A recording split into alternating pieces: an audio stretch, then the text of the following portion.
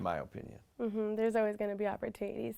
And so basically wrapping it all up, I also want to know what is the final action a millennial should take and one piece of advice you would give them. Yeah, well, at a younger age, I would have found a mentor.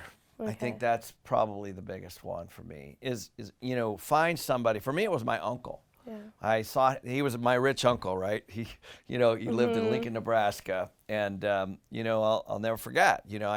He just thinks differently, talks differently. He was a massively successful real estate investor and had a bunch of businesses, and he started his kids in business, and they're super successful.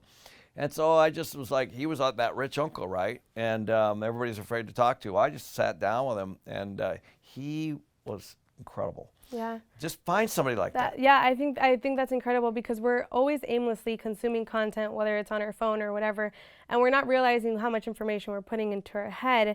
And so if we do find a mentor where we actually for me it was my dad. And so literally over the break I'm going to see him, and so I'm setting meetings. And I thought at first it was going to be a little weird, but we told each other we step into that room and we are no longer related. This is just strictly mentor-student relationship. Yes. And so I think what you said is just really trying to find someone, whether it's your friend, your uncle, whatever it may be, and setting time apart to study them and study what they do. It's really not very complicated. When I was raising a family, I found a guy that had 6 kids that wanted to be with him. Okay?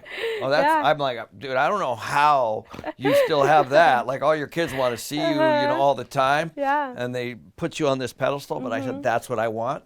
I started meeting with him once a month. That was, it doesn't really matter if it's money or whatever it may be. Yeah, it just is what it is. You just find people that are super successful in whatever it is that they're doing and go ask them.